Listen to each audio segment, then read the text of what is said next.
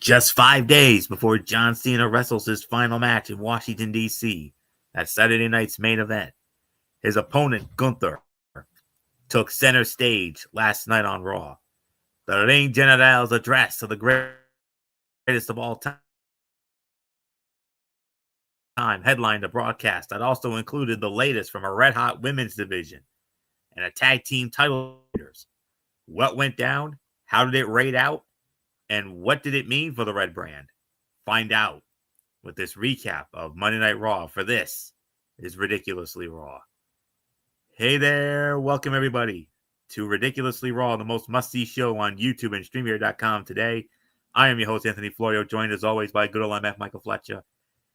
You know how we do it as always. We got Monday Night Raw, we got NXT, and we got Thursday Night Football featuring the Atlanta Falcons and the Tampa Bay Buccaneers. We'll get into that in a little bit, but let's not waste any more time. Let's dive right on in here.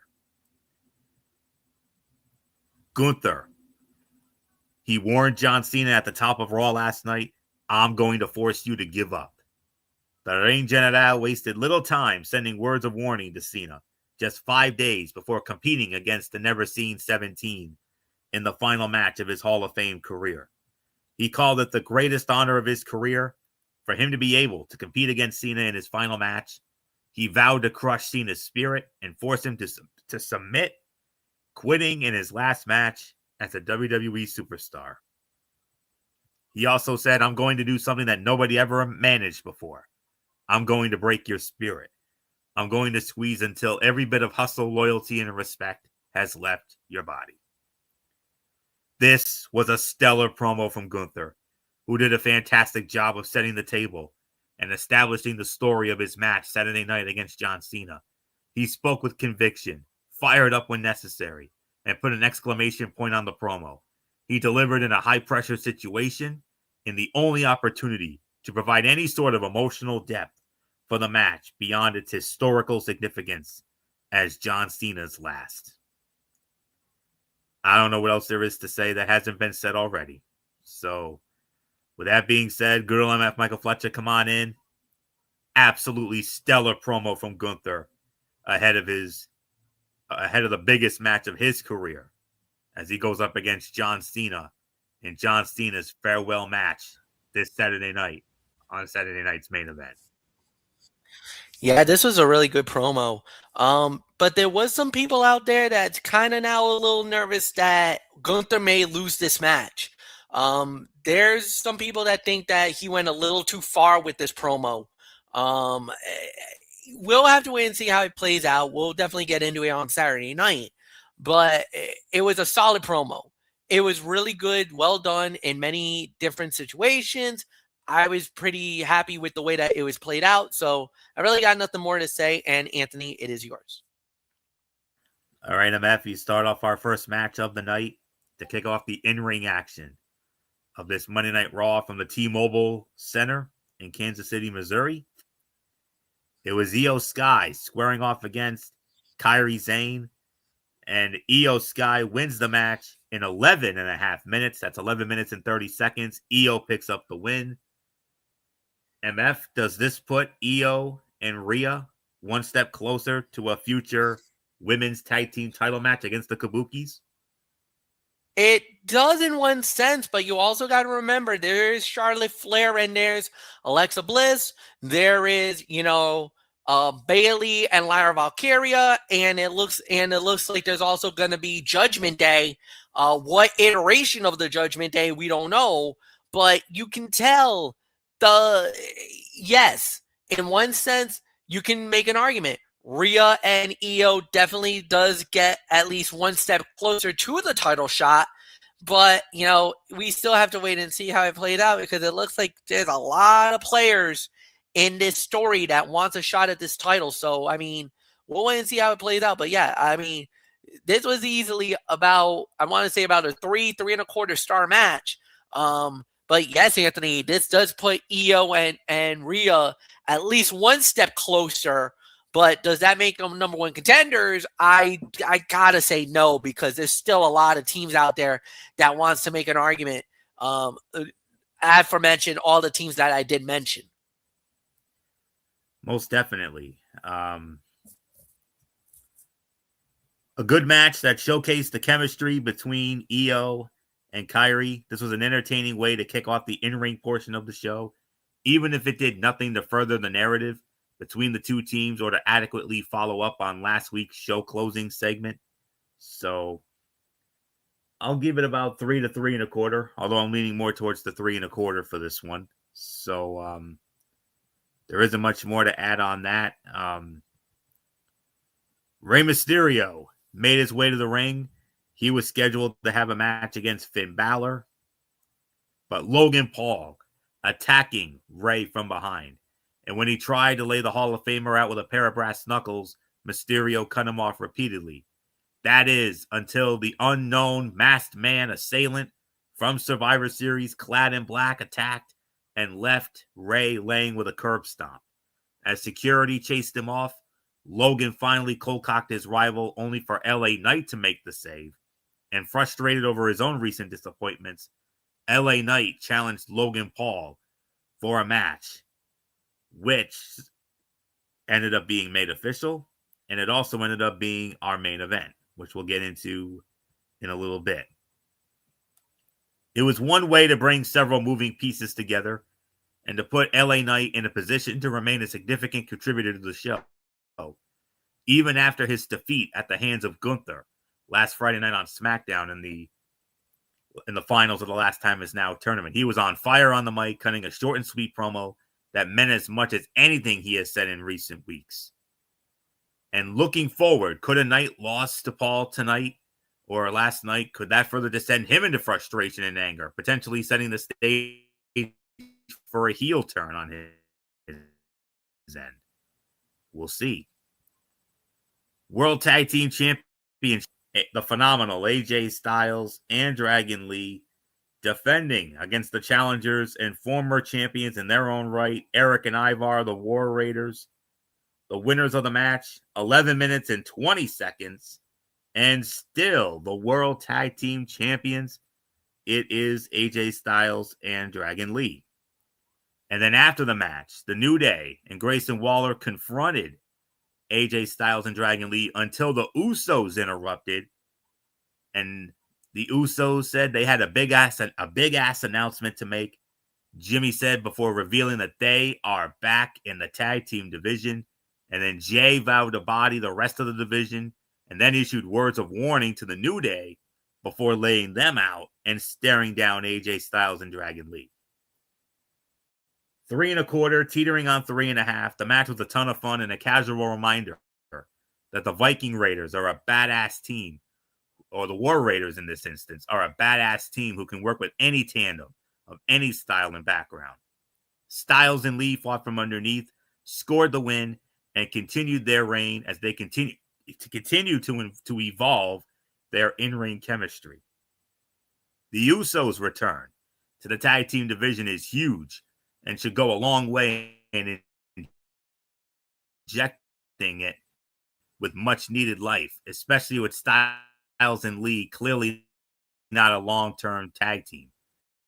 Key name value to it. Whether it is long-term or the means to an end, narratively for Jay, is the question. 3.25, teetering on 3.5 stars for the match. Exciting promo at the end, an exciting little exchange at the end, but I don't know what else there is to say. MF, the Usos, for the first time since their record break, their historic reign, their long reign as the undisputed WWE Tag Team Champions, 622 days since that ended at the hands of Sami Zayn and Kevin Owens in that 5-star main event of night 1 of WrestleMania 39. MF, the Usos, back in the tag team division. Business is about to pick up in that tag team division, and don't be surprised if the Usos add yet another reign to their Hall of Fame tag team career. I mean, this was the minute that everybody was waiting for because they were wanting them to really step up. And, what was the one thing we always were hearing? There needed to be a jolt in the tag team division. We had the jolt in the tag team division on SmackDown during the summer, and you all remember how amazing that was. And now here we are, and it exploded on Monday Night Raw. And it looks like they've finally have put in the pieces together. Dragon Lee and AJ Styles have been good champions. We had the Viking Raiders coming back. Now we got the New Day coming around. And now the Usos have reunited, and they're going after the tag team titles. This is exactly what Monday Night Raw needed. They needed a jolt in the tag team division. And now we have legitimate tag teams going after it. I think it's about time, because creative kind of dropped the ball here, if you really think about it, Anthony, for a long time when it came to the Monday Night Raw tag team division, because it kind of was like an afterthought. Nobody really thought of it as a legitimate thing. There was other stories going on and everything else, but there was no emphasis until now. And not only that, but don't forget, JD McDonough and Finn Balor, they're probably waiting in the wings as well. They're probably looking at the tag team division like, maybe we could jump back in here. So you got some teams out here now that could really benefit and become the tag team champions on Monday Night Raw. And like I said, a jolt in the division that exactly is needed. And I know behind the scenes, Anthony, you've been begging for that, because you're like, how the hell does SmackDown do it? You guys always had banger after banger after banger. The tag team division on SmackDown was cooking, and Monday Night Raw was stagnant. Now all of a sudden, it looks like Papa H and the boys are like, you know what? Let's give Monday Night Raw tag team division a little bit of a shot in the arm. You gave them the greatest tag team of them all. You gave them the Usos. And what was the first thing we were looking at? Usos versus New Day? Again? Okay, hold up. We know how this goes.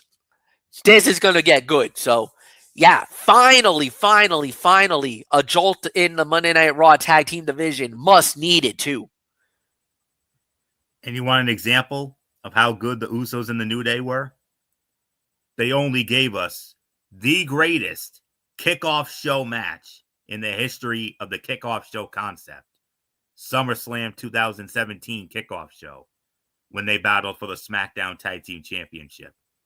How that was not on the main card is still a mystery to me all these years later. Should have been. But anyways, what about the did you give your rating for the match, MF? I got a little sidetracked. I thought this was about a 3-star bout. 3 stars for me. Okay.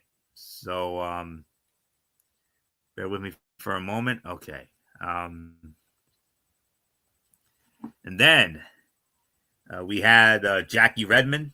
Jackie Redmond was in the ring, and she was ready. She brought out the Women's World Champion La Primera, Stephanie Vaquer, and then was interrupted by Nikki Bella. But then, all right. So let's break it all down here. La Primera joined Jackie Redmond in the ring for a promo where she discussed what is next for the Women's World Champion. Vaquer name-dropped Rhea Ripley, Bayley, Natalya, Io Sky, and Nikki Bella before Nikki Bella interrupted. Nikki expressed a desire for a rematch, but before anything came of it, Raquel Rodriguez attacked, sending Bella face first into the ring post. And then Rodriguez confronted the champion, told her to name the time and the place, and vowed that she would be there. Rodriguez had every reason to be angry at Nikki Bella and prevent her from jumping the line again, since the Hall of Famer was instrumental in costing Raquel the Women's World Championship against Vaquer on a recent episode of Raw. Her reestablishing herself as a singles title contender opens the door for Liv Morgan to slot into her position as Roxanne Perez's tag team partner, adding drama to that story. And right on schedule, Morgan explained to the Prodigy because that if Rod the top singles title, they will be competing for the tag team titles. The next chapter of the Judgment Day's ongoing tension and dissension is underway, with Master Manipulator Morgan preparing her revenge tour for someone who got way too close to Dominic Mysterio during her absence. And I know we've talked about that. So that's the story regarding that promo, short and sweet promo segment, to the point. MF, was there anything you wanted to add to that? Yeah, I actually am a little. I definitely like the possibility of seeing Raquel Rodriguez versus Stephanie Volker. I really like that matchup. I think that's going to be a good matchup. I think that could be a solid fight. One thing that you also notice is Stephanie started talking about that she's more than just the devil's kiss. So you already see that she wants the world to know that, hey, I'm more than just that. I want to really show you what I'm really capable of. You know, some fans got to see it in CMLL. Some fans got to see it in that one-off appearance that she had in AEW when she went up against Mercedes Moné. And you kind of see some of it in WWE, but trust me, she's only scratching the surface. If you really get to see her CMLL matches or some of the other matches outside of WWE, you notice La Primera is exactly what she is. She's definitely one of the top wrestlers in the world, and she's even claiming it. She's calling it that she wants to be the top wrestler in the world, that she wants to be the best. She wants those battles with the Rhea Ripleys, with the Io Skys, with the Liv Morgans. You know, whoever you want, you line them up. She's going to try to knock them down. There is going to be a moment where somebody's going to catch her. Who's that going to be? We don't know. A lot of people are saying Liv Morgan's probably going to be the one at the end that probably will catch Stephanie Volker and then win the title. We'll see. But she has made it very, very, very clear. She wants to be the top girl in WWE. And she's well on her way, man. She's well on her way to doing that. So, yeah, this was a good promo. I don't mind Nikki Bella. I know a lot of fans were like, no, not Nikki, not another time. But then Raquel did what she did. That pretty much ends Nikki's hopes for at least coming after the title for now. If they're going to do it, maybe Nikki versus Raquel, number one contender. I'm sure Raquel goes over and gets the shot at the title. So, Anthony, it's yours. Okay. Staying within the women's division, we had Lyra Valkyria squaring off against Roxanne Perez. And interestingly enough, Lyra Valkyria had Bayley in her corner, whereas Roxanne Perez had Liv Morgan in her corner. And the winner of the match, 10 minutes and 15 seconds, it was Roxanne Perez with the Pop Rocks. So, MF, Liv Morgan actually made a difference for Roxanne as she defeats Lyra in 10:15. Yeah, understandable, but you also got to remember, this is going to be the slow burn here. So you can't think right out of the way that she's going to do this. Remember, she got a little mad at I think she got a little mad at Raquel because she feels like she overstepped. She stepped it ahead of the line. Even though she was like, sister, you know, what's the mission? To bring the title to the Judgment Day, right? And then at first you kind of felt like Liv's like, yeah. And you know what? No, you're good. Don't worry. Do what you got to do. And then Raquel, and then Liv's like, well, I guess it's you and me now, kid. Let's go. And you know, Liv is go up and at him. And even you saw Finn and Dom both looked at each other like, whoa, that was out of right field. The song. Even a couple of people that I know, one family and my crew, the Discord crew that I always hype about, they always saying the same thing. Liv's got something up her sleeve, but we can't put her finger on it. When is she going to turn on Roxanne? Or maybe she doesn't. Maybe Liv and Roxanne becomes the women's tag team champions. Maybe this is how you drive the wedge, a different type of wedge. Maybe Liv and Roxanne get closer, push Raquel Rodriguez out the door. I don't know. But we'll wait and see. But solid match, about 3.25 stars. I thought it was a solid fight. I love Lyra Valkyria. I love Roxanne Perez. This was a solid matchup. Anthony, it's yours. Yeah, 3.25 for this as well. Not only was the match another strong effort from two of the most gifted young stars in the women's division, but the story implications here were equally as good. Liv Morgan continued to feign support for Perez, aiding her to victory while everyone waits for the other shoe to drop and the former women's world champion to attack the prodigy. It did not happen here, with Morgan lulling her new tag team partner into a sense of security by helping her to victory. And that's what MF was just alluding to there on that one. So sorry for sorry for a little bit of the stammering there. I had a trade of thought, I lost it, but I got it back now. We all know what this is. This is another example of the bread and butter of Triple H and his creative regime. We know what that bread and butter is. Long-term booking. And that's exactly what we're getting here. It's going to happen. It's not a matter of if it happens. It's a matter of when. And the part is we don't know. That's what we do. That's what we don't know. So another vignette of Women's Intercontinental Champion Maxine Dupri training with Natty Neidhart, this time getting the best of her and applying an ankle lock.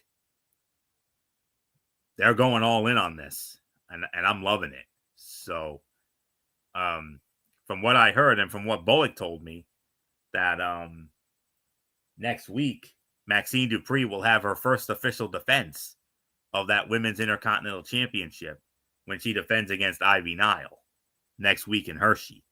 So, see how that goes. Main event of the evening, it was LA Knight squaring off against Logan Paul. And by the way, nothing announced for next week because obviously all the hype was all about Saturday night's main event, and rightfully so. The most anticipated Saturday night's main event since Saturday night's main event made its return 1 year ago. And it's so big that there's going to be, they're treating this like a premium live event. Only it's on Peacock and not ESPN. 6 o'clock, a 2-hour pre-show, countdown show. 8 o'clock, Saturday night's main event itself, and then a post show after that. So big night on Saturday night, and that also includes us too. We're going to be a part of that as well. So we'll get more into that in a little bit. Now we get to the main event of the evening. Logan Paul, LA Knight. Logan Paul wins the match in roughly an even 13 minutes. Well, as we all know, this obviously was payback for Logan Paul because let's not forget SummerSlam 2024 in Cleveland at Huntington Bank Field, the Cleveland Browns Stadium. We all remember what happened. Logan Paul took LA Knight took the United States Heavyweight Championship from Logan Paul. And this was Logan Paul's payback almost a year and a half later. But anyways, another solid match in a line of them last night. This one gave fans what they wanted in Knight beating Paul up, but provided drama in the form of the unknown masked man assailant once again interfering on behalf of the Vision. While we don't know who it is under the disguise, whoever it is will undoubtedly be linked to the Vision. And then after the match, you think, okay, that's it. Good night. Show's over. No. We had more. Braun Breaker spoke directly to CM Punk, criticizing the current version of the best in the world. He knocked this incarnation of the world champion, then got on his knees and begged the Chicago native to rediscover the side of himself from 2011 to 2013 that was rebellious, edgy, and oppose The Rock. Breakker continued his intense promo on Punk, warning him that he would take his wife too. And then video captured LA Knight attempting to get back to his feet and return to the ring, only for Bronson Reed and Logan Paul to head backstage to finish the job. While Breakker finished his promo, Reed and Paul beat Knight down, culminating in a tsunami from a backstage ledge onto the roof of a car. Shades of Monday Night Raw in Providence last summer, August 26th of 24. Myself, MF, and Bullock, we were all there. We saw it. We saw it on the Tron when Bronson Reed did the same thing to Braun Strowman on the top of a car that made the little light inside of it go out. Not on this. And then Adam Pearce angrily called for medics as the show came to a close. Breakker passed another test on the microphone, delivering a quality promo directed at Punk, begging for the straight edge superstar to come back as the guy he was in a past life. His delivery was better than last week, and the intensity with which he looks into the camera is second to none. The show closing angle was interesting, and that it would seem to suggest that LA Knight is being written off the show for the time being. But how that is supposed to convince fans to tune in next week is anyone's guess. By default, the fight of the night, I'll give it about 3 stars. That's the best I can go. And then all that craziness at the end, well done. Another great promo from Bron Breakker. I mean, I know I said when this match was made official, I think it was on last week's show, I said that Bron Breakker was going to win the World Heavyweight Championship. Part of me still feels that way, but then again, there's another part of me, especially after reading some dirt sheets recently, including that rumor sheet that I read on Cage Side Seats every morning. And they said that Bron Breakker is currently the favorite to win the men's Royal Rumble match in Saudi Arabia at the end of next month. And that's a very realistic possibility. So I'm actually this is one of the rare times I'm going to backtrack here. I normally don't do it, but this is one time I'm going to have to backtrack. I think CM Punk is going to go over, and he's going to retain the World Heavyweight Championship at on that first Monday Night Raw in 2026 at the Barclays in Brooklyn. And then Braun's going to win the Royal Rumble, and then Braun will then go on to WrestleMania, and then that's where he will win the World Heavyweight Championship. But don't be surprised if they pull the trigger sooner. Don't be surprised. I'm just saying. So, but 3.5 stars for the match. Great promo from Braun at the end. So, MF, it's very rare we get a 2-for-1 deal in the main event spot. Usually we get it at like the beginning of the show or whatever. We've had it so many times on this show for all these years, but a 2-for-1 deal in the main event spot? Wow. Logan Paul defeating LA Knight in roughly an even 13 minutes. And then Braun cuts another incredible promo. I mean, I know he's Rick Steiner's son, but he reminds me a lot more of his uncle, Big Papa Pump, Scott Steiner. So, not much more. MF, let's get your thoughts on all this. Yeah, LA he does. Yeah, go ahead. He gives you that value. He gives you that sense that he's more Scott Steiner than anything else. So I totally agree with that. 3.25, 3.5 stars, solid matchup, good main event. Did not mind the beat down. That probably means they're writing LA Knight off. And I know a lot of people are like freaking out because I don't know if this was part of your little rumor dirt sheet, but LA Knight's contract expires in March of 2026. So a lot of people are really fearful that this could be it. That we may not see LA Knight ever again. But WWE is saying no, that's BS. That we actually have some major ideas and major plans for LA Knight in 2026. So read to it what you will, feel whatever you want to feel about that. But Triple H and the boys are like, no, we're not giving up on LA Knight just yet. Anybody who thinks we are, you're grossly under you don't know what we're capable of. So I hope that Trips and the boys does have something for LA Knight, because damn it to hell, LA Knight is one of the most over guys in WWE.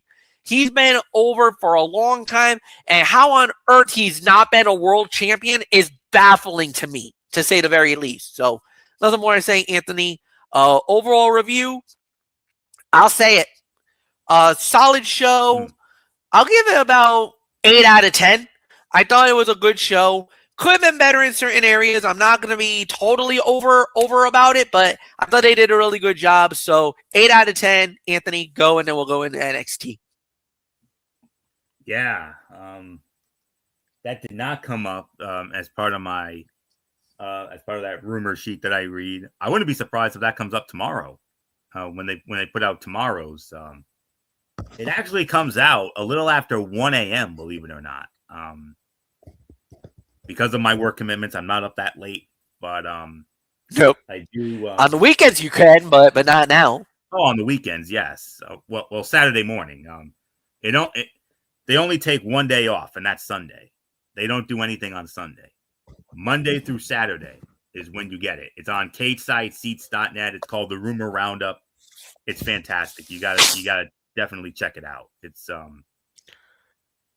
very, very good stuff. I mean, I read it every morning, like I said, first thing. So, anyways, getting to this, overall thoughts from last night. 7.5 to 8. I'll meet you halfway. Another strong effort from the Raw brand with the advancement of key storylines. Another opportunity for Braun Breaker to shine, and a killer promo from Gunther that was kept short, sweet, and to the point ahead of his match with John Cena at Saturday night's main event. The brand appears to know where several stories are headed, and that makes for a more coherent product, even if there are some fans who still justifiably criticize the sense of urgency with which the creative team approaches the product. Still a good show with solid wrestling and an emphatic show-closing angle. If not necessarily the cliffhanger they think it is more than enough to warrant a solid rating. So I agree. I'm leaning more towards that 7.5 to 8. So not much more to say there. Now we move on to, we move on to tonight's edition of NXT, the fallout from Deadline. And,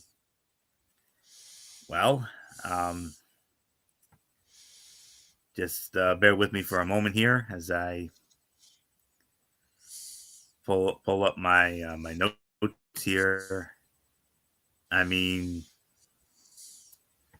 coming off an amazing, and I do mean amazing, Deadline, which a lot of people are comparing. Believe it or not, a lot of people, even a lot of the comments I read, said that Deadline was actually better than Survivor Series. So read into that what you will.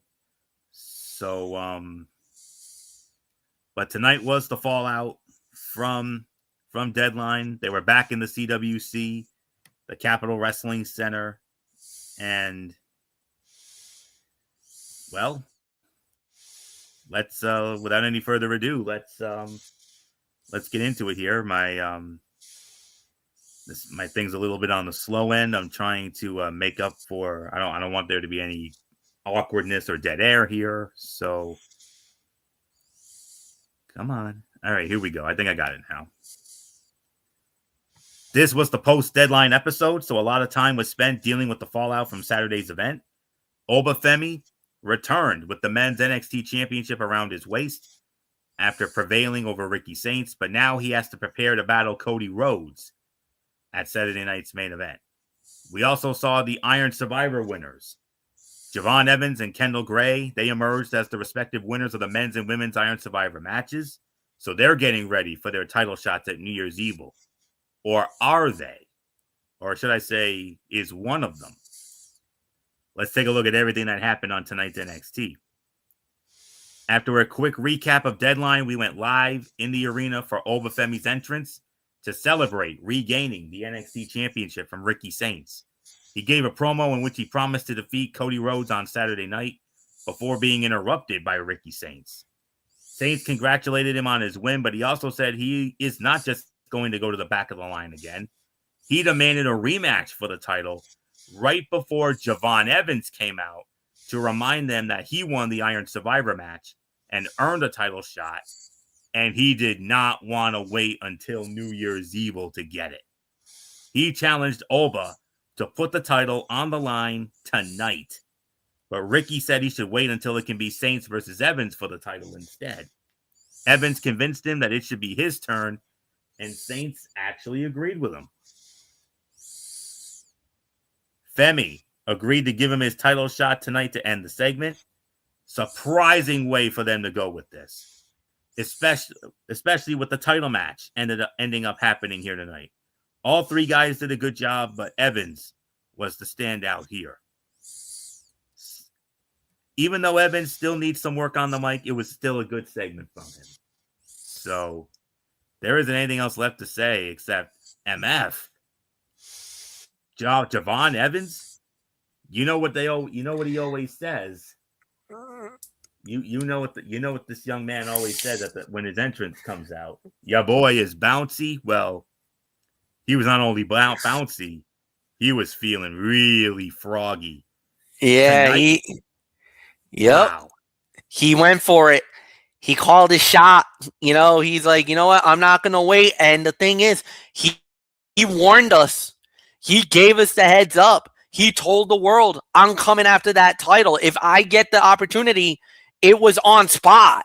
So yeah, I mean, we were shocked about it, but this also gave me a real bad feeling about what might happen later in the evening. But when I heard this, I was like, oh boy, I hope, but something tells me something's about to go down. But we'll get into it. And Anthony, it's yours.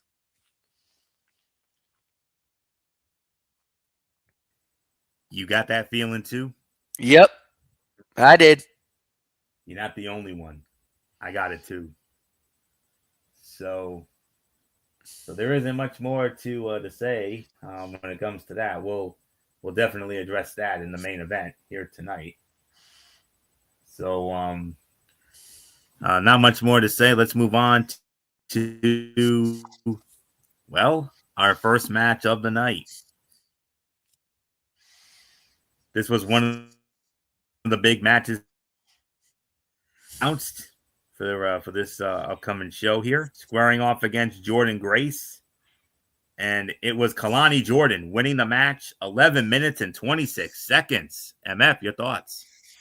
Yeah, no, Kelani getting, the Duke here, and she needed a bounce back. They needed to give her something because, she is the future of the women's division. I really think so.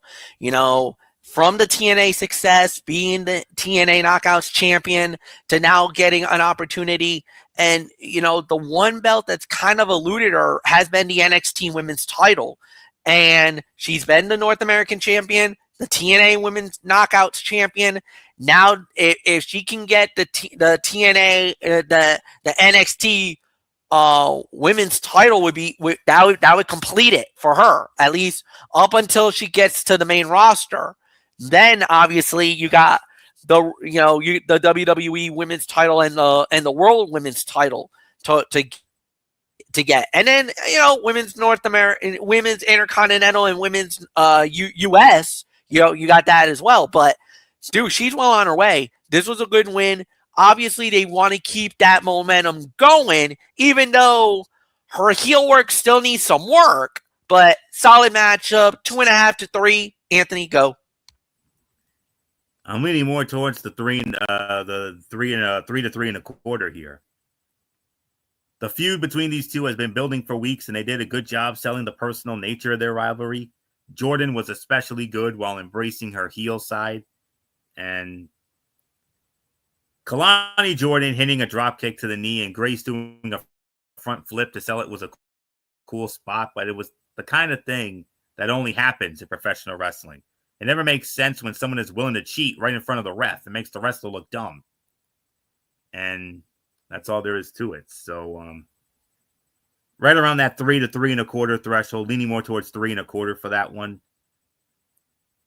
And then we had Blake Monroe, the women's North American champion. She came out and said she was going to host an open challenge with general manager Ava's blessing. Several women came out to claim the title shot, but it was Thea Hale who got to the ring first. She made Blake Monroe tap to the Kimura, but there was no bell and no referee in the ring, so the match was never underway. And then the segment just ended abruptly, and we went backstage for a weird interview with Shiloh Hill before he went to the ring for his debut match against Lexis King. Nothing to worry about when it comes to what happened in that open challenge segment there. Next week, Blake Monroe will defend her women's North American championship against Thea Hale. So there's the story there. And then we move on to Shiloh Hill. Shiloh Hill, the winner of LFG Season 2, mentored by Michael Bullock's all-time favorite, The Undertaker. And he went up against Lexis King. And Shiloh Hill wins the match in 2 minutes and 58 seconds. Well, okay.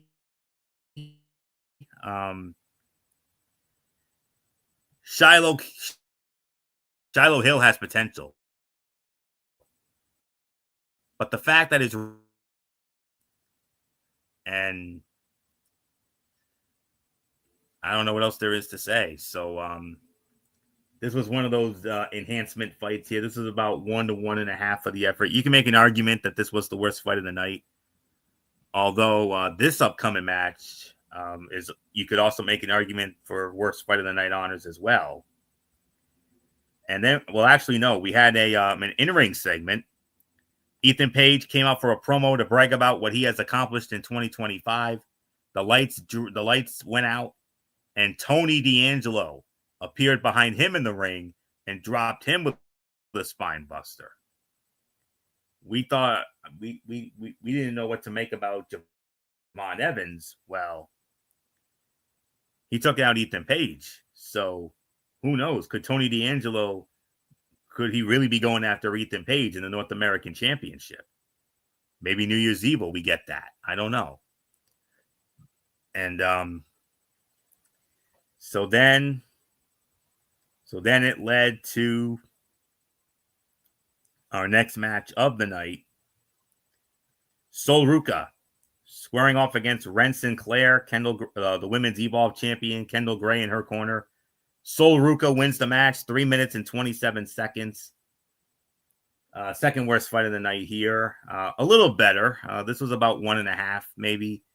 Face versus face match, so everything they did was relatively clean. They still made it feel competitive, even though it was pretty short. Ruca getting the win with the Soul Snatcher. But then Zarya was shown in the crowd looking upset. And then Fatal Influence came out and spoke to Sinclair and Gray after a break. And JC Jane put Gray over before talking some trash and bragging about being more successful. And it is impressive how often Sol Ruca can successfully hit her finisher, because it looks like one of the harder moves to do with accuracy. So there isn't much more to say there. All right. A lot of vignettes and all that. And then it was announced that that Blake Monroe will defend the Women's North American Championship against Thea Hale. Sol Ruca and Zarya, they made up. They patched things up in the parking lot outside the CWC. And then they ran down the card for next week. 2 big matches with high stakes. The aforementioned Women's North American Championship match, Blake Monroe versus Thea Hale. But because of the fact that Javon Evans decided to cash in his New Year's Evil title shot, we need a new challenger for New Year's Evil. So Ava decided that there will be a fatal 4-way match featuring the 4 other men who competed with Javon Evans in that men's Iron Survivor match. It'll be Dion Lennox versus Miles Bourne versus the TNA X Division champion Leon Slater and versus Joe Hendry. Those 4 will go at it, and the winner of that match will challenge whoever the NXT champion is 4 weeks from tonight as part of New Year's Evil. And then the main event of the evening, NXT Championship, 4 weeks early. Obafemi defending against Javon Evans. Winner of the match, 13 minutes, 36 seconds. And still the NXT champion, Obafemi. Javon Evans had the title won, but Ricky Saints pulls the referee out of the ring.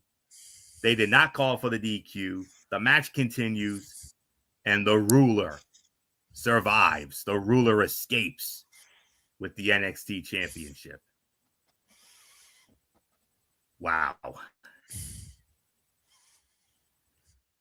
MF, I'll tell you, that feeling we talked about, this was exactly what I was worried about also when Ricky said, yeah, go, you do the thing. I'm like, uh-oh, he's up to something. And unfortunately, he was. He pulls the ref out and literally he cost Javon Evans the NXT championship. And he was feeling all bouncy before. Well, not anymore. All for not. You stuck yourself into that mess, Javon. You went for it, and it was all for broke. It doesn't work out. And now I don't even know if you get another shot at that title, at least for a while.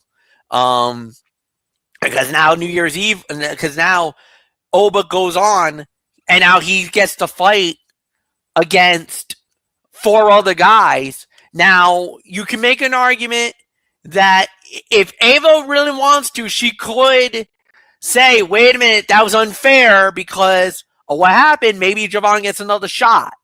But it looks like Ricky's made it abundantly clear. He wants to be in front of the line. He deserves a shot at the rematch.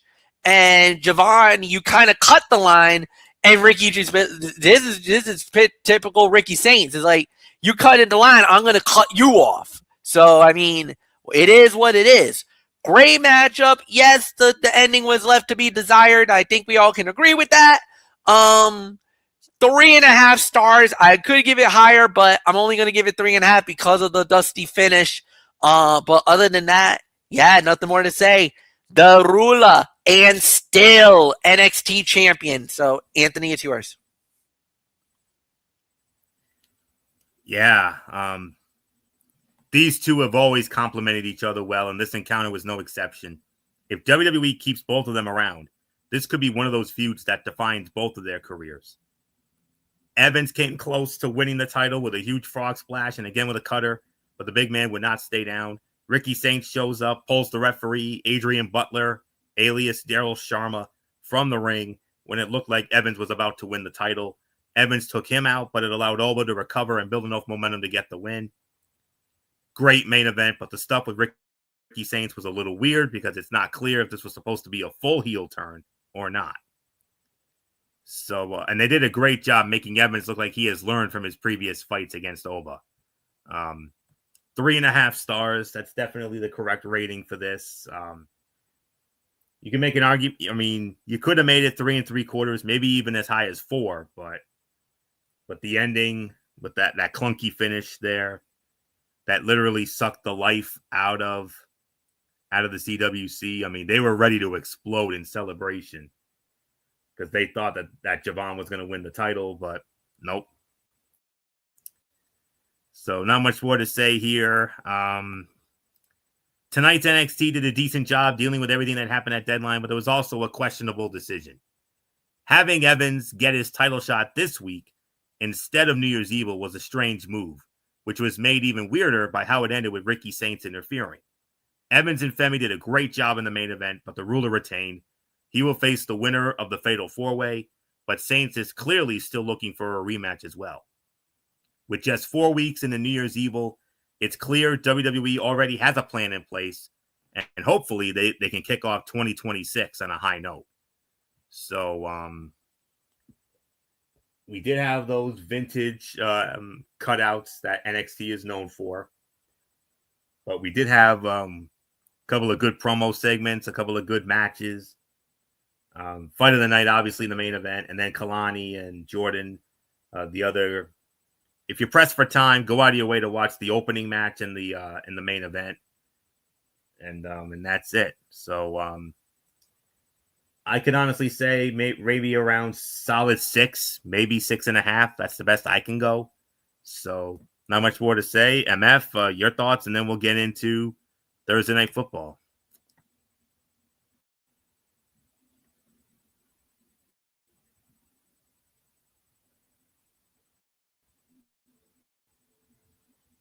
MF, are you there?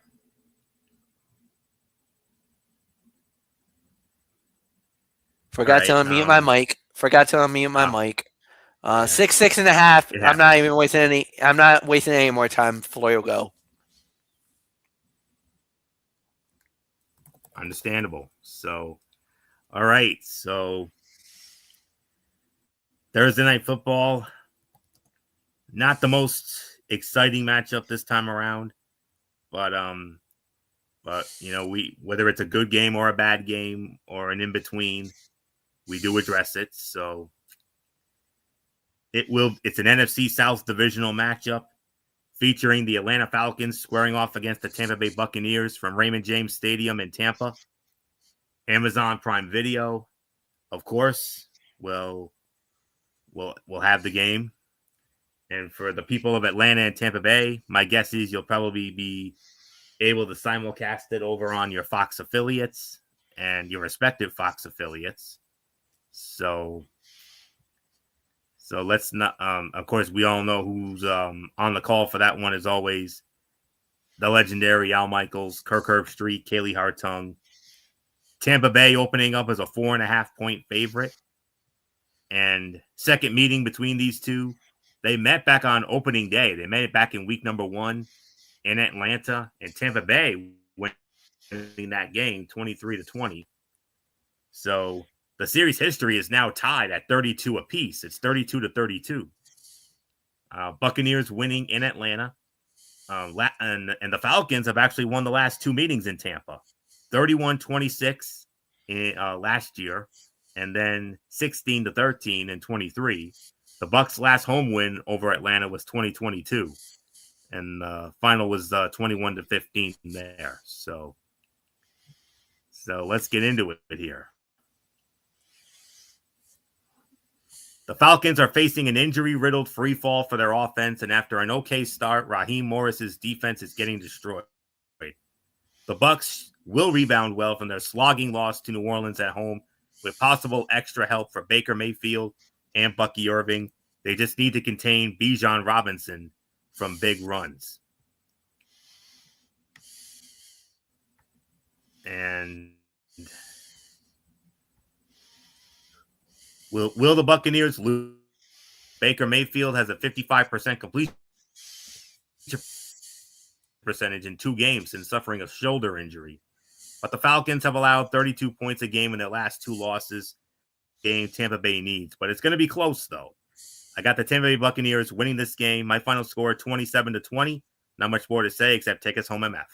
Yeah, I'm totally in agreement. I think Tampa Bay should win this game with Baker Mayfield, with Bucky Irving. Bucky Irving had a breakout, finally showed his true speed and everything else. If they really get everything going, they should win this one pretty comfortably. I got really nothing more to say on this one. Give me Tampa to win it. Anthony, it's yours.